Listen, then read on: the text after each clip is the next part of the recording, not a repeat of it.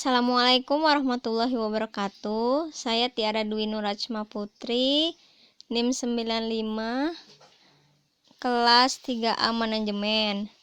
Di sini saya akan menjelaskan materi tentang wudu.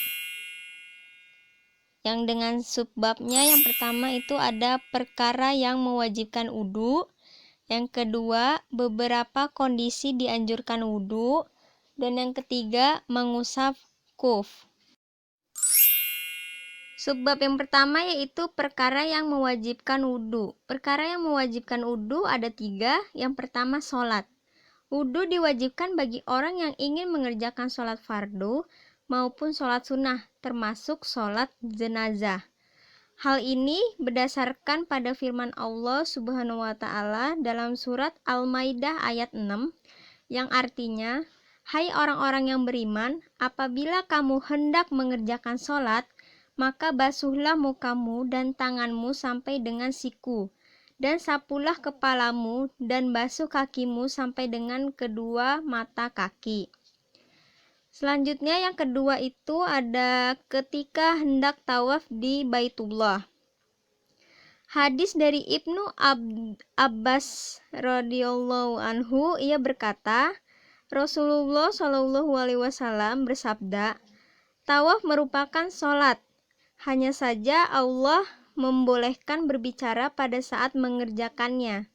Oleh karena itu, barang siapa yang ingin berbicara ketika mengerjakan tawaf, maka hendaknya dia membicarakan perkara yang baik-baik."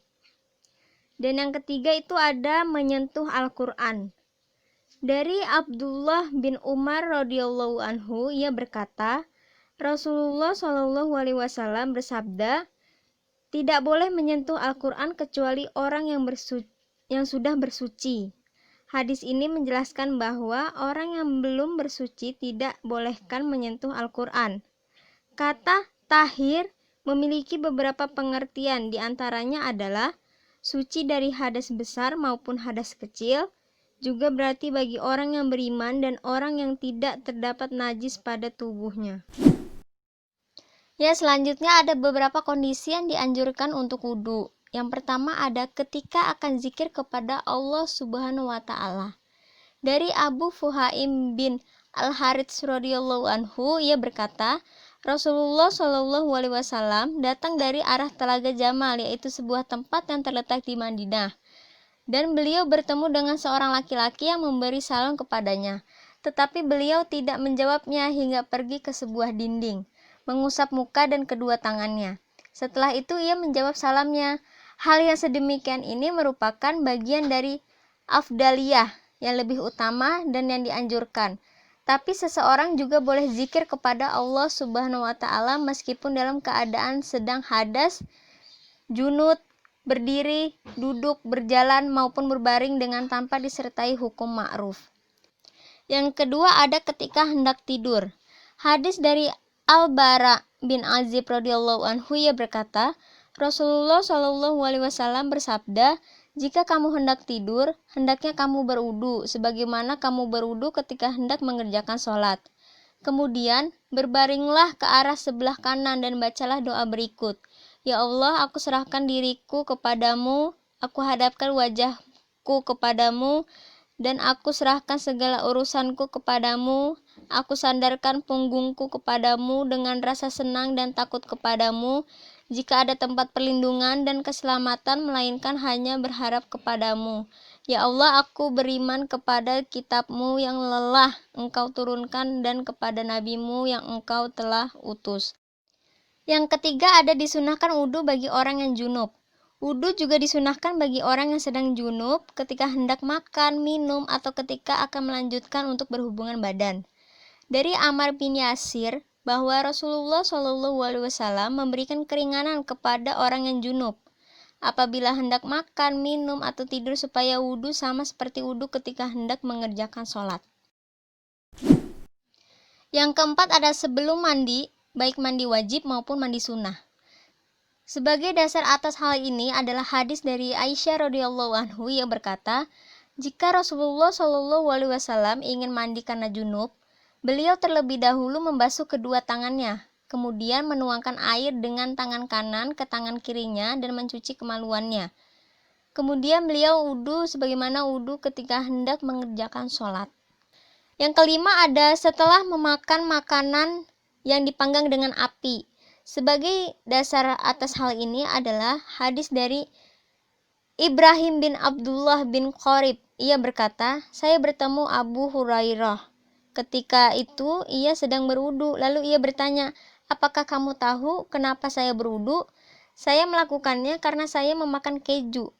Karena saya pernah mendengar Rasulullah SAW bersabda, wudulah kalian setelah memakan makanan yang dipanggang dengan api. Yang keenam, memperbarui wudu setiap kali akan mengerjakan sholat. Sebagai dasar atas hal ini adalah hadis Buraidah radhiyallahu anhu yang berkata, Rasulullah SAW senantiasa berwudu kali setiap ingin mengerjakan sholat. Tapi pada hari penaklukan kota Mekah, beliau wudu mengusap kedua kufnya, kemudian mengerjakan beberapa kali sholat dengan hanya satu kali wudu. Umar bertanya, wahai Rasulullah, engkau melakukan sesuatu yang belum pernah engkau lakukan. Beliau menjawab, sengaja saya melakukannya, wahai Umar. Selanjutnya ada beberapa hal yang perlu diperhatikan bagi orang yang berwudu. Yang pertama ada, berbicara yang dibolehkan pada saat wudu diperbolehkan, karena tidak ada hadis yang melarang untuk melakukan hal tersebut. Lalu yang kedua ada berdoa pada saat membasuh setiap bagian wudu merupakan amaliyah atau perbuatan yang tidak berdasar. Bagi orang yang wudu cukup baginya berdoa sebagaimana yang diuraikan pada bab sunah-sunah wudu. Yang ketiga, bagi orang yang ragu mengenai jumlah basuhan yang telah dilakukannya saat wudu, hendaknya ia memilih yang lebih meyakinkan, yaitu jumlah yang paling sedikit. Yang keempat, adanya sesuatu yang menghalangi anggota wudu hingga menyebabkan air terhalang seperti lilin dapat membatalkan wudu. Tetapi jika hanya sebatas warnanya seperti ini, maka hal itu tidak berpengaruh terhadap sahnya wudu karena ia tidak menghalangi sampainya air ke kulit. Yang kelima, bagi perempuan istihadah, penderita penyakit enuresis kencing yang terus-menerus, penderita penyakit perut sehingga menyebabkan kentut terus-menerus, dan jenis penyakit lain, ia tetap wudu setiap kali hendak mengerjakan sholat. Jika halangan tersebut berkelanjutan sepanjang waktu atau tidak dapat dihentikan sementara ia dalam keadaan sholat, maka sholatnya tetap sah. Yang keenam, boleh meminta bantuan orang lain saat sedang wudu. Yang ketujuh, seorang yang melakukan wudu dibolehkan mengeringkan anggota tubuhnya dengan tisu atau benda lain, baik ketika musim panas maupun musim dingin. Materi selanjutnya yaitu ada mengusap kuf. Dasar pensyariatannya. Hukum mengusap kuf diperbolehkan berdasarkan hadis sahih yang diriwayatkan dari Rasulullah SAW. Imam Nawawi berkata, para ulama sepakat atas diperbolehkannya mengusap kuf baik pada saat berpergian maupun saat bermukim, baik disebabkan adanya suatu keperluan maupun tidak, termasuk bagi perempuan yang tidak di rumah. Namun golongan Syiah dan Khawarij tidak sependapat dengan ijma tersebut. Meskipun demikian, pendapat mereka tidak perlu diperhatikan.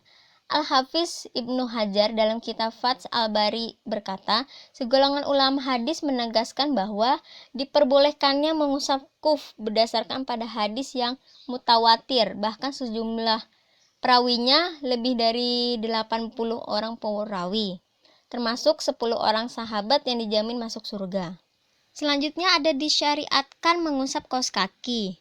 Dalam kitab Tahzim As-Sunan, Ibnu Qayyim meriwayatkan dari Ibnu Munzir bahwa Ahmad berkata, mengusap kaos kaki hukumnya boleh. Tujuan mengemukakan pendapat Ahmad ini karena menimbang kapasitas keilmuan dan kapabilitas yang dimilikinya. Alasan utama dibolehkannya mengusap kaos kaki sebagaimana pendapat yang dikemukakan para sahabat dan atas dasar qiyas yang syarih. Sebab antara kaos kaki dan kuf tidak ada perbedaan di antara keduanya. Oleh karena itu, hukum dibolehkannya mengusap kuf dapat analogikan pada hukum dibolehkannya mengusap kaos kaki. Lalu ada syarat-syarat mengusap kuf dan sejenisnya. Dibolehkan mengusap kuf dan yang sejenisnya dengan syarat pada saat ia memakainya berada dalam keadaan suci. Hal ini berdasarkan pada hadis Al-Mughirah bin Syu'bah. Ia berkata, pada suatu malam saya berpergian bersama Rasulullah SAW. Lalu saya menuangkan air dari sebuah bejana untuk keperluannya.